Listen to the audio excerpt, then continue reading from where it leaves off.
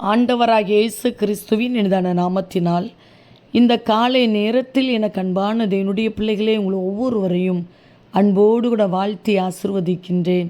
எனக்கு அன்பானது என்னுடைய பிள்ளைகளே, எப்படி வாழ்வேன், என்ன செய்வேன் என்று சொல்லி வழி தெரியாதபடி கலங்கி நின்று கொண்டிருக்கிறீர்களா? உங்களை பார்த்துதான் இந்த காலை நேரத்தில் சர்வ வல்லமையுள்ள தேவன் சொல்லுகின்றார், மகனே மகளே, உன்மேல் என் கண்ணை வைத்து உனக்கு ஆலோசனை சொல்லுவேன் என்று சொல்லி.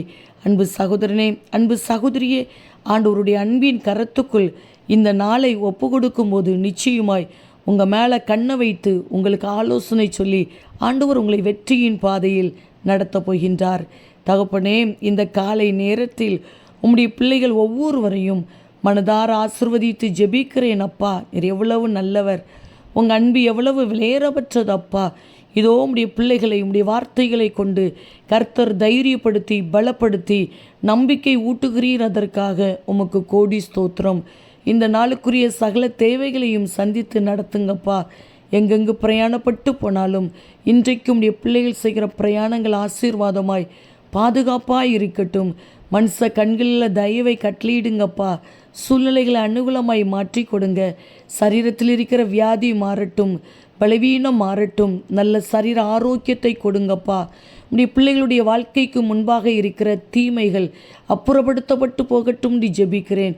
விரோதமாய் மறைந்திருந்து கிரியை செய்து கொண்டிருக்கிற சத்ருவின் கிரியைகள், மனுஷிக வல்லமைகள் செயலற்று போகட்டும்.